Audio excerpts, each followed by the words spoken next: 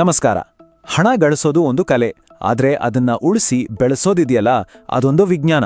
ಇವತ್ತು ನಾವು ಯಾವುದೇ ಕಾಂಪ್ಲಿಕೇಟೆಡ್ ಫೈನಾನ್ಷಿಯಲ್ ಹ್ಯಾಕ್ಸ್ ಬಗ್ಗೆ ಮಾತಾಡಲ್ಲ. ಬದಲಾಗಿ ತುಂಬಾನೇ ಸರಳ ಆದರೆ ಪವರ್ಫುಲ್ ಆಗಿರೋ 10 ಅಭ್ಯಾಸಗಳ ಮೂಲಕ ಸಂಪತ್ತಿಗೆ ಒಂದು ಸ್ಟ್ರಾಂಗ್ ಫೌಂಡೇಶನ್ ಹಾಕೋದು ಹೇಗೆ ಅಂತ ನೋಡೋಣ. ರೆಡಿ ಅಲ್ವಾ? ಹಾಗಿದ್ರೆ ಶುರು ಮಾಡೋಣ. ಈ ಪ್ರಶ್ನೆ ನಮ್ಮಲ್ಲಿ ತುಂಬಾ ಜನರಿಗೆ ಕಾಡಿರುತ್ತೆ ಅಲ್ವಾ? ಬೆಂಗಳೂರಿನಂಥ ಸಿಟಿಯಲ್ಲಿ ತಿಂಗಳಿಗೆ 50,000 ಇರಲಿ, 1,00,000 ಇರಲಿ, ತಿಂಗಳ ಕೊನೆಗೆ ಕೈ ನೋಡ್ರೆ ಖಾಲಿ. ಸಂಬಳ ಬಂದಾಗಿನ ಖುಷಿ 10 ದಿನದಲ್ಲಿ ಮಾಯವಾಗಿರುತ್ತೆ. ಇದಕ್ಕೆ ಕಾರಣ ನಮ್ಮ ಸ್ಯಾಲರಿ ಅಲ್ಲ, ನಮ್ಮ ಹ್ಯಾಬಿಟ್ಸ್. ಈ ಪ್ರಾಬ್ಲಮ್ನ ಮೂಲ ಎಲ್ಲಿದೆ ಅಂತ ಅರ್ಥ ಮಾಡ್ಕೊಳ್ಳೋದೇ ನಮ್ಮ ಮೊದಲ ಸ್ಟೆಪ್. ಈ ಒಂದು ಲೈನ್ ಇದೆಯಲ್ಲ, ಇದೇ ನಮ್ಮ ಇವತ್ತಿನ ಇಡೀ ಚರ್ಚೆಯ ಸಾರಾಂಶ. ನಿಜವಾದ ಸಂಪತ್ತು ಅನ್ನೋದು ರಾತ್ರೋರಾತ್ರಿ ಬರೋ ಲಾಟ್ರಿ ಖಂಡಿತ ಅಲ್ಲ. ಅದು ನಾವು ಪ್ರತಿದಿನ, ಪ್ರತಿ ವಾರ, ಪ್ರತಿ ತಿಂಗಳು ತಗೊಳ್ಳೋ ಚಿಕ್ಕ ಚಿಕ್ಕ ನಿರ್ಧಾರಗಳ ರಿಸಲ್ಟ್. ನಾವು ರೂಢಿಸ್ಕೊಳ್ಳೋ ಪ್ರತಿಯೊಂದು ಒಳ್ಳೆಯ ಅಭ್ಯಾಸ ನಾವು ಕಟ್ಟೋ ಆರ್ಥಿಕ ಸಾಮ್ರಾಜ್ಯಕ್ಕೆ ಹಾಕೋ ಒಂದೊಂದು ಇಟ್ಟಿಗೆ ಇದ್ದಾಗೆ. ಸರಿ, ಹಾಗಿದ್ರೆ ನಮ್ಮ ಫಿನಾನ್ಷಿಯಲ್ ಜರ್ನಿಯ ಮೊದಲನೇ ಭಾಗಕ್ಕೆ ಹೋಗೋಣ. ಇಲ್ಲಿ ನಾವು ನಮ್ಮ ಹಣದ ಮೇಲೆ ಕಂಟ್ರೋಲ್ ಸಾಧಿಸೋದು ಹೇಗೆ ಅಂತ ಕಲಿಯೋಣ. ವೆಲ್ತ್ ಬಿಲ್ಡಿಂಗ್ಗೆ ಇದೇ ಅಡಿಪಾಯ. ಈ ಸ್ಟೆಪ್ ಅನ್ನ ದಾಟದೆ ಮುಂದೆ ಹೋಗೋಕೆ ಸಾಧ್ಯನೇ ಇಲ್ಲ. ಮೊದಲನೇ ಹ್ಯಾಬಿಟ್, ನಮ್ಮ ಹಣಕ್ಕೆ ನಾವೇ ಡಿಟೆಕ್ಟಿವ್ ಆಗೋದು. ಅಂದ್ರೆ ಹೋಗೋ ಪ್ರತಿಯೊಂದು ರೂಪಾಯಿಗೂ ಲೆಕ್ಕ ಇಡೋದು. ಮನಿ ಮ್ಯಾನೇಜರ್ ಆ್ಯಪ್ ಅಥವಾ ಒಂದು ಸಿಂಪಲ್ ಗೂಗಲ್ ಶೀಟ್ ಬಳಸಿ ನಿಮ್ಮ ಎಲ್ಲಾ ಖರ್ಚುಗಳನ್ನ ಬರೆಯೋಕೆ ಶುರು ಮಾಡಿ. ಒಂದೇ ತಿಂಗಳಲ್ಲಿ ನಿಮಗೆ ಗೊತ್ತಾಗುತ್ತೆ ನಿಮ್ಮ ದುಡ್ಡು ಎಲ್ಲಿಗೆ ಲೀಕ್ ಆಗ್ತಿದೆ ಅಂತ. ಬಹುಶಃ ನೀವು ಊಹಿಸಿದಷ್ಟು ದುಡ್ಡು ಆನ್ಲೈನ್ ಶಾಪಿಂಗ್ ಅಥವಾ ಸ್ನ್ಯಾಕ್ಸ್ ಮೇಲೆ ಹೋಗ್ತಿರಬಹುದು.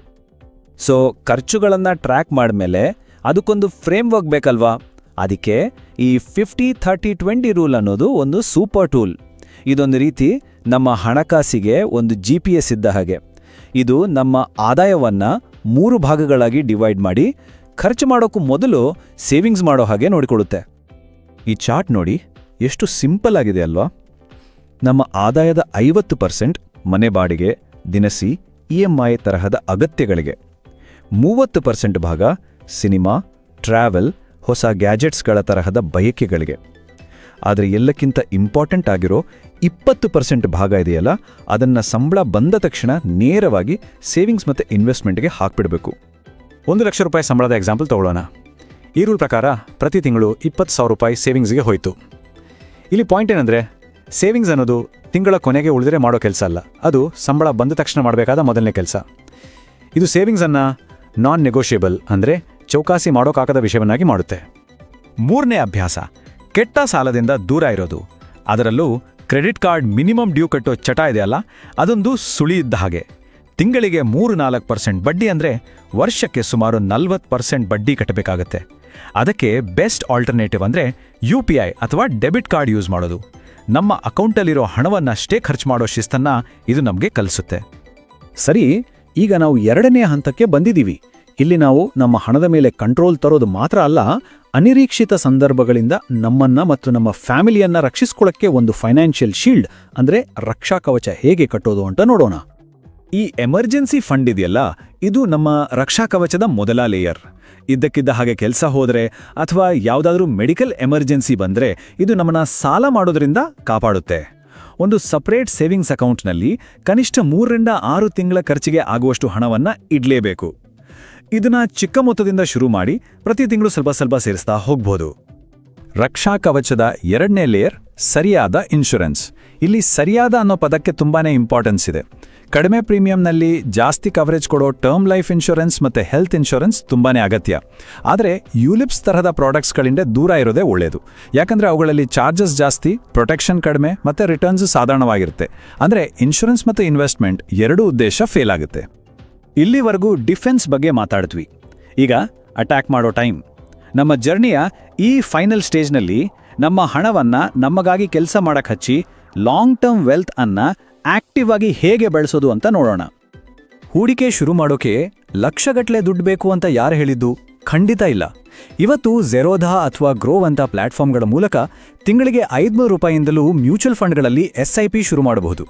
ಇಲ್ಲಿ ಮ್ಯಾಟರ್ ಆಗೋದು ಎಷ್ಟು ದುಡ್ಡು ಹಾಕ್ತೀವಿ ಅನ್ನೋದಕ್ಕಿಂತ ಎಷ್ಟು ಬೇಗ ಶುರು ಮಾಡ್ತೀವಿ ಅನ್ನೋದು. ಯಾಕಂದ್ರೆ ಟೈಮ್ ಮತ್ತೆ ಕಾಂಪೌಂಡಿಂಗ್ ಸೇರಿ ಮ್ಯಾಜಿಕ್ ಮಾಡಬಲ್ಲವು. ಈ ನಂಬರ್ ನೋಡಿ, ನಿಜಕ್ಕೂ ಇದೊಂದು ಮ್ಯಾಜಿಕ್ ಅಲ್ವಾ? ಇದು ಪವರ್ ಆಫ್ ಕಾಂಪೌಂಡಿಂಗ್. ಪ್ರತಿ ತಿಂಗಳು ಬರೀ 5,000 ರೂಪಾಯಿಗಳ ಹೂಡಿಕೆ 20 ವರ್ಷಗಳಲ್ಲಿ ವರ್ಷಕ್ಕೆ 100% ರಿಟರ್ನ್ ಸಿಕ್ಕರೆ 50 ಲಕ್ಷಕ್ಕೂ ಹೆಚ್ಚಾಗಬಲ್ಲದು. ಇದು ಬರೀ ಮ್ಯಾಥ್ಸ್ ಅಲ್ಲ, ಸಮಯವನ್ನ ನಮ್ಮ ಪರವಾಗಿ ಕೆಲಸ ಮಾಡೋಕೆ ಬಿಟ್ರೆ ಆಗೋ ಪವಾಡ.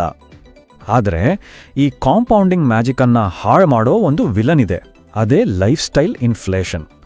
ಸಂಬಳ ಜಾಸ್ತಿ ಆದ ತಕ್ಷಣ ಹೊಸ ಫೋನ್, ದೊಡ್ಡ ಕಾರ್ ಅಂತ ನಮ್ಮ ಖರ್ಚುಗಳನ್ನು ಜಾಸ್ತಿ ಮಾಡಿಕೊಂಡ್ರೆ ನಾವು ಫೈನಾನ್ಷಿಯಲಿ ಯಾವತ್ತೂ ಮುಂದೆ ಹೋಗೋಕ್ಕಾಗಲ್ಲ. ಸಂಬಳ ಜಾಸ್ತಿ ಆದಾಗ ಅದರ ಕನಿಷ್ಠ 50% ಭಾಗವನ್ನಾದರೂ ಇನ್ವೆಸ್ಟ್ ಮಾಡೋದು ಒಂದು ತುಂಬಾ ಪವರ್ಫುಲ್ ಹ್ಯಾಬಿಟ್. ಹಣ ಯಾಕೆ ಸೇವ್ ಮಾಡಬೇಕು? ಈ ಪ್ರಶ್ನೆಗೆ ಒಂದು ಉತ್ತರ ಇಲ್ಲ ಅಂದರೆ ನಮ್ಮ ಸೇವಿಂಗ್ಸ್ ಜರ್ನಿ ದಾರಿ ತಪ್ಪಿಡುತ್ತೆ. ಹಾಗಾಗಿ ಕ್ಲಿಯರ್ ಆಗಿರೋ ಫಿನಾನ್ಷಿಯಲ್ ಗೋಲ್ಸ್ ಇಟ್ಕೊಳ್ಳಿ. ಮುಂದಿನ ವರ್ಷದ ಟ್ರಿಪ್, 5 ವರ್ಷದಲ್ಲಿ ಕಾರ್ ಡೌನ್ ಪೇಮೆಂಟ್ ಅಥವಾ 20 ವರ್ಷದಲ್ಲಿ ರಿಟೈರ್ಮೆಂಟ್ ಫಂಡ್. ಹೀಗೆ ಗೋಲ್ಸ್ ಇದ್ದರೆ ನಮ್ಮ ಸೇವಿಂಗ್ಸ್ಗೆ ಒಂದು ಉದ್ದೇಶ, ಒಂದು ಮೋಟಿವೇಶನ್ ಸಿಗುತ್ತೆ. ತೆರಿಗೆಯಲ್ಲಿ ಮಾಸ್ಟರ್ ಆಗೋದು ಒಂದೇ ತೆರಿಗೆ ಕಳ್ಳತನ ಮಾಡೋದಲ್ಲ, ಬದಲಿಗೆ ಕಾನೂನಿನ ಪ್ರಕಾರವೇ ಅದನ್ನು ಸೇವ್ ಮಾಡೋದು. ಓಲ್ಡ್ ಮತ್ತು ನ್ಯೂ ಟ್ಯಾಕ್ಸ್ ರೆಜೀಮ್ ಇವೆರಡರಲ್ಲಿ ಯಾವುದು ನಮಗೆ ಹೆಚ್ಚು ಬೆನಿಫಿಟ್ ಕೊಡುತ್ತೆ ಅಂತ ತಿಳ್ಕೋಬೇಕು. ನ್ಯೂ ರೆಜೀಮ್ನಲ್ಲಿ ಸ್ಟ್ಯಾಂಡರ್ಡ್ ಡಿಡಕ್ಷನ್ ಅನ್ನೋ ಲಾಭವಿದೆ.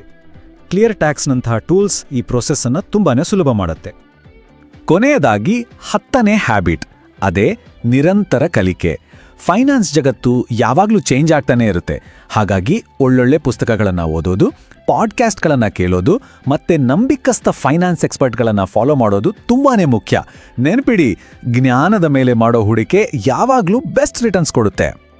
ಓಕೆ, ಈಗ ನಾವು 10 ಸೂಪರ್ ಹ್ಯಾಬಿಟ್ಸ್ ಬಗ್ಗೆ ತಿಳ್ಕೊಂಡಿದ್ದೀವಿ. ಆದರೆ ತಿಳ್ಕೊಂಡಿದ್ದನ್ನು ಆಚರಣೆಗೆ ತರಲಿಲ್ಲ ಅಂದರೆ ಎಲ್ಲ ವೇಸ್ಟ್ ಅಲ್ವಾ? ಸೊ ಈಗ ಆಕ್ಷನ್ ತಗೊಳ್ಳೋ ಟೈಮ್.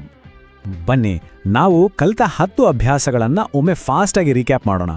ಖರ್ಚುಗಳನ್ನು ಟ್ರ್ಯಾಕ್ ಮಾಡೋದು, 50-30-20 ರೂಲ್ ಬಳಸೋದು, ಕೆಟ್ಟ ಸಾಲವನ್ನು ತಪ್ಪಿಸೋದು, ಎಮರ್ಜೆನ್ಸಿ ಫಂಡ್ ಕಟ್ಟೋದು, ಸ್ಮಾರ್ಟಾಗಿ ಇನ್ಶೂರೆನ್ಸ್ ತಗೊಳ್ಳೋದು, ಬೇಗ ಇನ್ವೆಸ್ಟ್ ಮಾಡೋದು, ಲೈಫ್ ಸ್ಟೈಲ್ ಇನ್ಫ್ಲೇಷನ್ ಕಂಟ್ರೋಲ್ ಮಾಡೋದು, ಫೈನಾನ್ಷಿಯಲ್ ಗೋಲ್ಸ್ ಇಟ್ಕೊಳ್ಳೋದು, ಟ್ಯಾಕ್ಸ್ ಬಗ್ಗೆ ತಿಳ್ಕೊಳ್ಳೋದು ಮತ್ತು ಕೊನೆಯದಾಗಿ ನಿರಂತರವಾಗಿ ಕಲಿಯೋದು. ಈ 10 ಅಭ್ಯಾಸಗಳಲ್ಲಿ ಯಾವುದಾದ್ರೂ ಜಸ್ಟ್ ಒಂದನ್ನು ಇವತ್ತೇ ಶುರು ಮಾಡಿ. ಅದೇ ನಿಮ್ಮ ಸಂಪತ್ತಿನ ಪಯಣಕ್ಕೆ ಬೀಳೋ ಮೊದಲ ಡಾಮಿನೋ ಆಗುತ್ತೆ. ಬಹುಶಃ ಇವತ್ತಿನಿಂದಲೇ ನಿಮ್ಮ ಖರ್ಚುಗಳನ್ನು ಟ್ರ್ಯಾಕ್ ಮಾಡೋಕೆ ಶುರು ಮಾಡ್ಬೋದು, ಅಥವಾ ಒಂದು 500 ರೂಪಾಯಿಯ SIP ಶುರು ಮಾಡ್ಬೋದು. ನಿಮ್ಮ ಆಯ್ಕೆ ಯಾವುದು? ನಿಮ್ಮ ಸಂಪತ್ತಿನ ಕಥೆಯ ಮೊದಲ ಚಾಪ್ಟರ್ ಇವತ್ತಿನಿಂದಲೇ ಶುರುವಾಗಲಿ.